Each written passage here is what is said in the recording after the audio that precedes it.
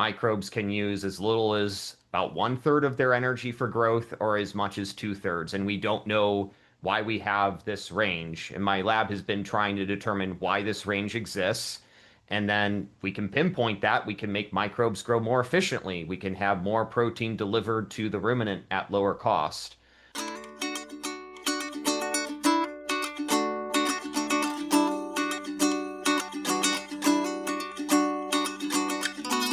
Welcome back, everyone, to the Dairy Science Digest. This is a podcast designed to bring the Journal of Dairy Science straight to the ears of dairy producers. I'm Reagan Bluell from the University of Missouri Dairy Team, and with us today we have two authors, Dr. Benjamin Wenner with Feedworks USA and Dr. Tim Hackman, a research professor at the University of California. And this team took a deep dive into better understanding the microbial population that is responsible for the vast majority of the digestion from these beautiful bovine beasts. So, utilizing this in vitro technique, they wanted to better understand if fibers or sugars impacted the microbial population and therefore the protein offered to the cows. So these results were summarized in the featured article this month titled Mixed Rumen Bacteria Growth with Similar Efficiency on Cellulose and Glucose. Welcome, guys, to Dairy Science Digest. Thank you so much for joining us today to take a moment to describe your science. Could you please introduce yourself to the audience? Hello, I'm Tim Hackman. I'm an associate professor at University of California, Davis, Department of Animal Science. My lab studies ruminant nutrition and rumen microbiology.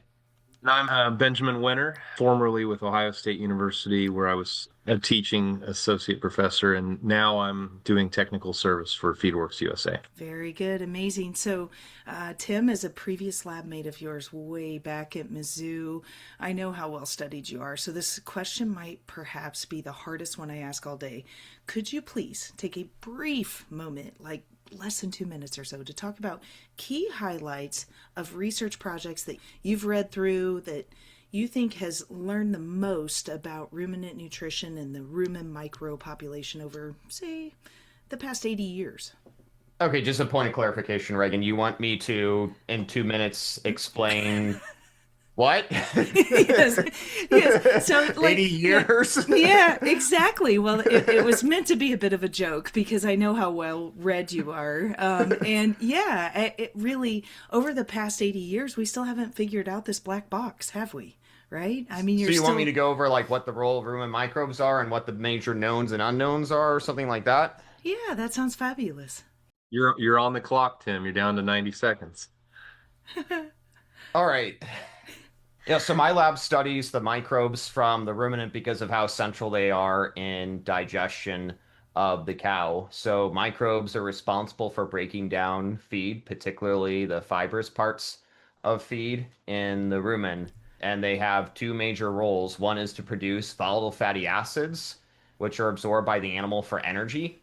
And they make up a huge amount of that. Up to 70% of the animal's energy can come from the volatile fatty acids, the VFA, that microbes release. Yeah. And another role that they serve, which is relevant to this paper, is that they synthesize protein. So most of the protein that the animal digests doesn't come from the diet directly, but about 70% comes from microbes that are produced in the rumen. And we've understood that through all the study of over the last 80 years, but there's still a lot of unknowns. We don't know why rumen microbes grow inefficiently, why they're producing this amount of protein, but they don't do it very efficiently. And so that's one gap that we're trying to fill with this paper. Beautiful. And, I just want to reiterate that, guys. Did you hear that we all know protein is probably the number one cost of your ration, and your ration is the number one cost of production.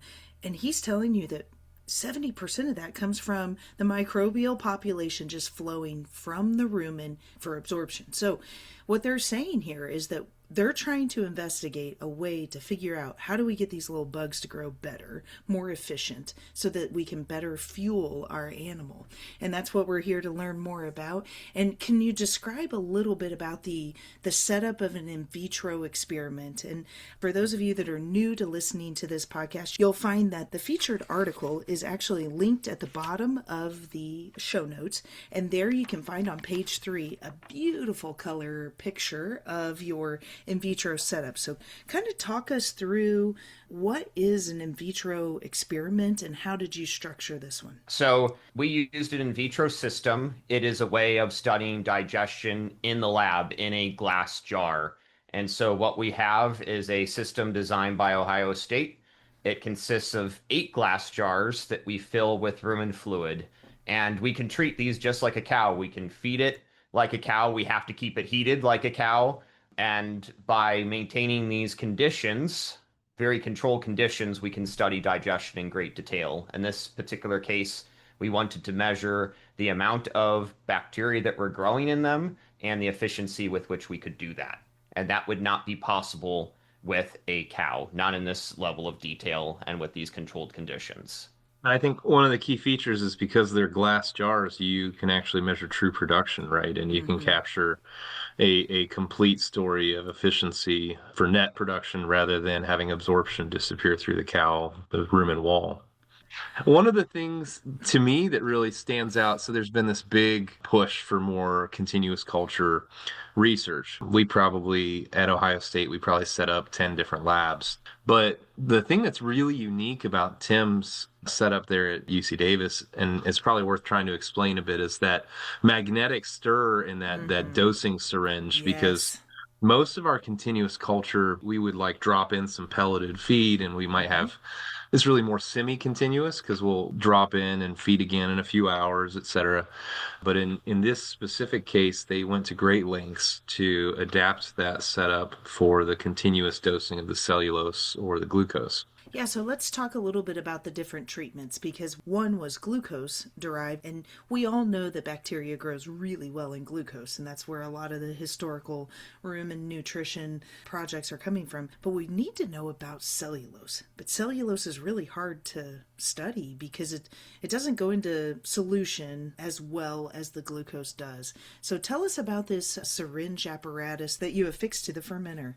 Yeah, so our goal was to look at bacterial growth and efficiency when fermenters were fed glucose or cellulose. And one of the treatments, glucose, was really easy to do. It's the one that everyone does. You just take glucose and you dissolve it in water. It's no more complicated than dissolving sugar in water.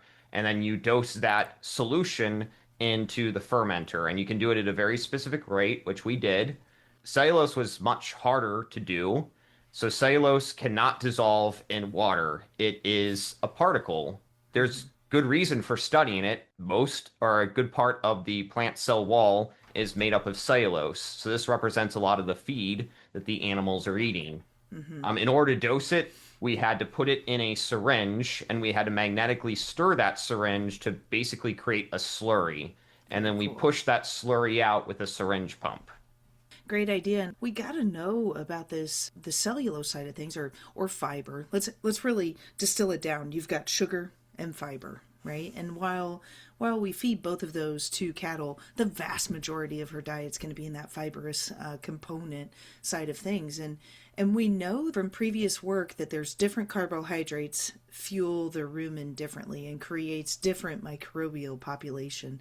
And then I was noticing in some of your previous work, Dr. Hackman, that excess carbohydrates can depress efficiency. So can you talk a little bit about why you chose this cellulose mix versus a different model? Why was this the next step? Yeah, so to provide some more context, we know that efficiency of growth in the rumen varies tremendously. It varies about twofold. Microbes can use as little as about 1/3 of their energy for growth or as much as 2/3. And we don't know why we have this range. And my lab has been trying to determine why this range exists. And then we can pinpoint that. We can make microbes grow more efficiently. We can have more protein delivered to the ruminant at lower cost. So previous studies from my lab had seen that if you provide excess glucose, that will depress efficiency. We wanted to compare glucose and cellulose, the type of carbohydrate, because people had suggested in the past that feeding glucose versus cellulose will depress efficiency, that you'll have more efficient growth with cellulose than with glucose. It's embedded in things like the CNCPS, which is ration formulation software that a lot of nutritionists use. We wanted to compare it experimentally, and so we did that comparison. Yeah, we've got to get that equation correct so that when that computer system is utilized to fabricate rations for all of these milk cows across the nation, it's accurate, right? It truly describes what's happening in that room and to the best of our ability. And I noticed that you primarily did all of your microscopic work and DNA sequencing on bacteria. Why did you choose bacteria to analyze? We chose bacteria because that is what is present in these fermenters. So in these fermenters, it'll select for bacteria and for another group of microbes called methanogens, which look like bacteria, but they're different. So the rumen itself will have several groups of microbes. It'll have bacteria and methanogens. It'll also have protozoa and fungi. In the way that we maintain these fermenters, the protozoa and fungi are lost. That is a limitation of what we have, but it's quite difficult to maintain them. Yeah, I think the other challenge is that when you try to retain those protozoa, the numbers we retain, even with our custom filters in Columbus, they're still so low. Many of the critiques we get back in publications are, well, is that enough to be, significant and representative of the rumen balance? And it's a lot simpler many times to just wash them out, and then you have none. You have Sure. a much clearer picture of what you do know and what you don't know. If it's okay, I wanted to bring up something in the paper that I think is unique and represents what I think is maybe a shifting opinion in animal nutrition and microbial protein or microbial biomass. And in this paper, one of the things that really stands out to me is the bacteria were selected and prioritized because it says between 60 and 90% of the biomass Yes. would be bacterial. And Yes. if you think back, Reagan, to maybe when we were in class, we would be told it was 50-50, right? Mm-hmm. Bacterial and protozoal. Yes. And I think that understanding has really shifted through a variety of researchers. And Tim was on, I know, one dissertation at Cornell, and we did some work in Columbus, and there was some other stuff done in Canada.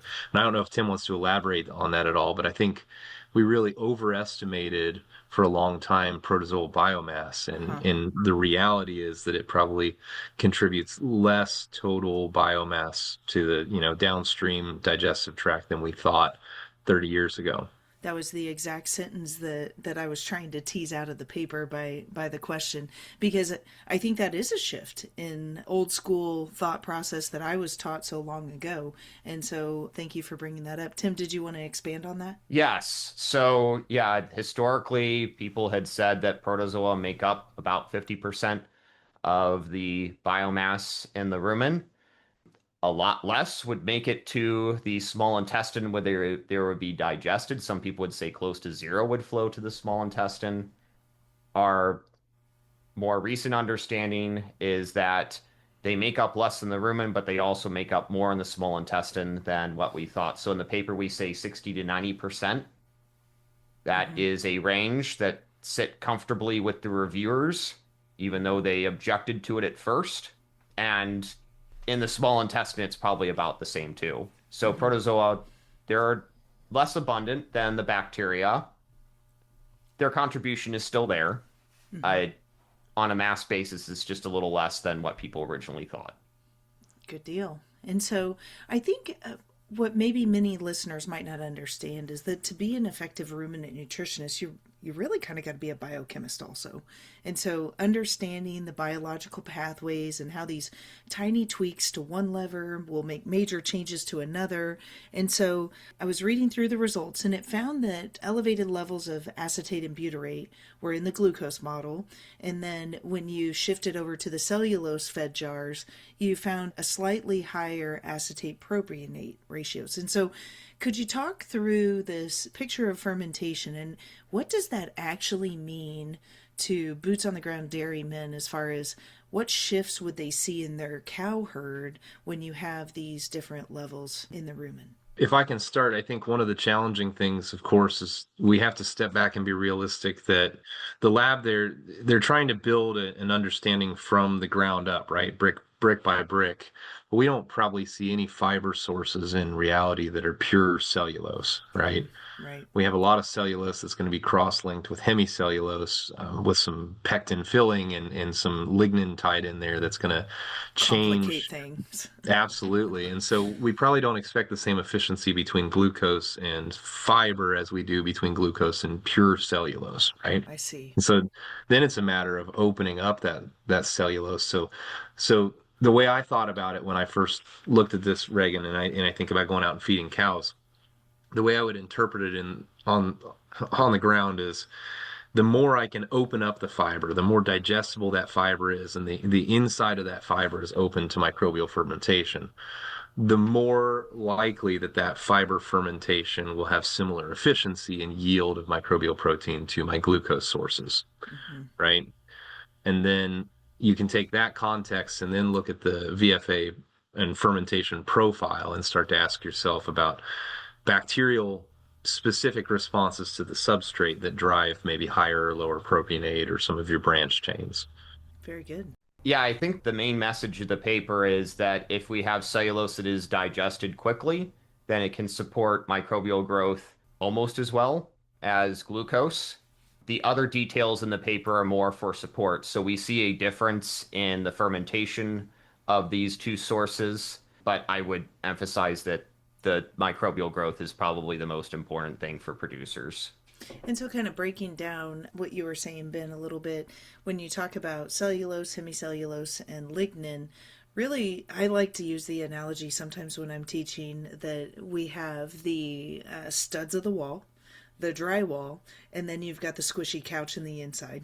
Is that an appropriate analogy, or I think that's workable. I don't know. What do you think, Tim? because it's easier to break down the soft material of the sofa than it would be the studs of the wall, right? And so if you think about lignin being the studs of the wall, and then the drywall is a little more vulnerable, but reinforced by the lignin, yeah. And if you cut into them, they all burn relatively well. I am by no means a forage expert, but I know that it's really important that we don't just try to characterize by a percent lignin and a percent hemicellulose and a Mm-hmm. percent cellulose, because the maturity pattern, the forage varieties, the growing conditions will have a lot of influence on that. For sure. I just wanted to say, I think your analogy is good. There are a lot. I didn't know I was going to quote Ron Bellier today. He was at University of Missouri while we were there. He likened the cell wall to a metal fence embedded in concrete. Yeah. Yeah. Okay. Yes. Okay. So in the discussion, you talked a little bit about having a full picture of fermentation for the cellulose fed fermenters, but maybe a less complete understanding of what that fermentation looks like for glucose. Do you want to go into some of the details about what are still some of the unknowns on the glucose fed rumen versus the cellulose fed? Yeah, so in the paper, we looked at the microbial population and fermentation at several different levels. At the end, what we did is we put our DNA sequences into a software program that my lab had developed to try to tease out how cellulose and glucose were being digested, which microbes were involved, and what products they were releasing. And for cellulose, there was good agreement between the predictions and what we saw and what we would have expected. We saw species of microbes that could break down cellulose, a breakdown product of that called cellobiose, and ferment glucose, and they're releasing products that were fairly close to the ones that we observed. For glucose, it was a little more complicated. There were some holes, ones that we still need to fill. So for glucose, they are producing an unusual product of fermentation called caproate. Mm-hmm. It's not found in the rumen typically, at least it's found at low concentrations, but it was in our fermenters, and we still can't explain why it was formed. We can't pin down a certain microbe that was forming it. Incidentally, in my lab, we're trying to isolate the microbe. We're trying to get that microbe into a single culture and determine which microbe is producing that. So it shows that we have gaps in our knowledge that we need to fill. the big black box. It's still a Yeah. big black room, and that we're, and I don't know if we'll ever get it figured out, but it's generations of ruminant nutritionists trying to do so. And I applaud you guys for your work on that. Yeah, I can't lie. When I was reading the paper, caproate, I had never heard of that even. Can you talk about what other situations does that show up? So in the rumen, it's a minor product at best. So people typically don't report it. It's either because they don't detect it at all, or it's so low that they don't feel compelled to report it. Basically, caproate is a longer version of acetate and butyrate. So acetate is the most abundant VFA in the rumen. That's what contributes the most energy to the cow. And then a longer version of that is butyrate. You add two carbons and you get butyrate. You add more carbons and you get caproate. We know that it is formed by certain microbes, both from the rumen and not from the rumen. We just don't know which one is forming it in this particular circumstance. So we don't know what we don't know. I think that's what I'm trying to say. Understood. Ben, you want to say anything about that? No, I just something that I think would really aid everybody as we look forward is this is an additional peak essentially that you can set up to measure on the Mm-hmm. GC. And part of what limits our knowledge is who's actually testing for it, right? Yeah, In capturing the it. same way, if you read some of the recent Journal of Dairy Science articles where people are pushing to separate 2-methylbutyrate, adding caproate to that analysis cycle would add some value and build a data set. Sure. And Tim's group is going to need more data to really build that understanding. Sure. And then, yeah, once you have a base of knowledge over several different projects, then maybe we can wrap our head around what's actually happening here. I did want to draw listeners' attention. If you click on the link again there in the show notes, there's an amazing visual on figure 2 near the back end of the paper. You can clearly distinguish the different microorganisms that are being grown under the glucose conditions versus the cellulose conditions. And I think that was one thing that I just want to reiterate what you said, Tim, about how there was a shift in the microbial population that was tangible. However, the efficiency of microbial protein was in fact not significant. So, can you speak to, do we know, is there any benefit from different types of microbes flushing through the system, different classes of microorganisms providing better amino acid sequence? Yeah, so you're pointing out that we basically found no effect, that when you feed cellulose, it does not lead to more efficient growth than glucose does. And that is contrary to a lot of what people say. So in the CNCPS, again, it's embedded in there that they grow more efficiently than glucose fermenting bacteria, but that's not what we found. Mm-hmm. The difference that we found is we found that more microbes, there'll be a larger mass of microbes that grow on glucose than cellulose, but they also digest more, and so the efficiency is not different. So, I mean, this doesn't appear to be a factor that's influencing microbial growth efficiency. When you have cellulose that is rapidly digested, it seems to support good microbial growth and efficient microbial growth. Good. Okay, so my favorite question that I love to ask every month is, if you were to distill this paper down and have some applied implications, what would you like boots on the ground dairymen to learn from this informative project? Well, I was going to pose a question first. Okay. How many labs do you think right now are doing true, benchtop rumen microbiology work? I don't know, Tim. Physiology work. Yeah. Work to Five? find bacteria, describe bacteria, and actually generate the data that we understand. Not just, when I run a spat of 16S rRNA and I match it to the Silva database, but like true descriptive microbiology. There are probably about five. Sure. And I think one of the things that just really strikes me, Reagan, when I read this paper or I read similar papers, is for how much we have tried to detail out the ration balancing models. Mm-hmm. how little we actually know or can predict about what's happening within them. Mm-hmm.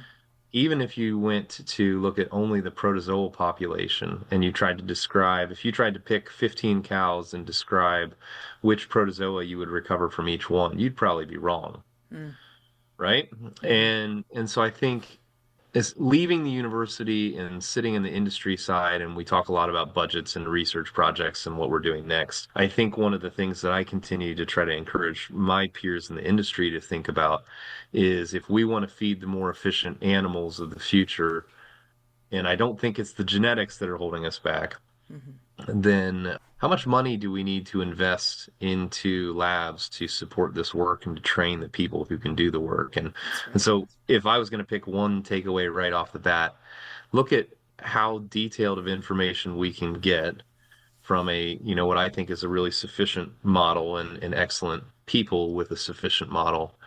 And then think about if we invested in that type of work for a decade, Mm-hmm. what would that work mean for us when we go back to balanced diets and we think about the forage varieties and the climate conditions? And could we get to a point where we could run a test in image forage and predict the efficiency by which it would be fermented in different diets based on our prediction of microbes? And I think the answer is yes, Yes. but not today, right? Mm-mm. Right.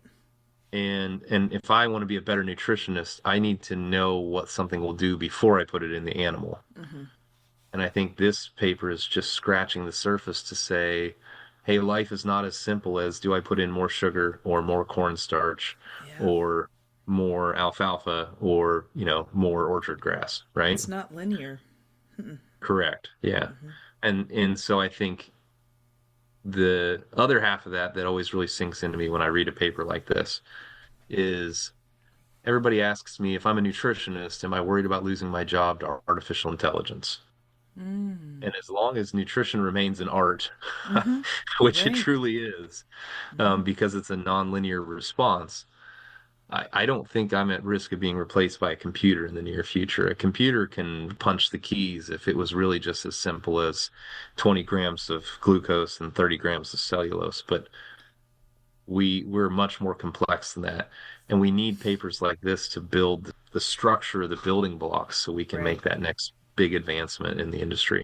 I think you bring up a really good point. And at what point do we need investment? Even I know this might be very unpopular with my listenership, but frankly, do we need some investment from on the government side to help ensure that our cow herd is fed as efficiently as possible? That we're optimizing the input opportunities so that we can feed our nation better.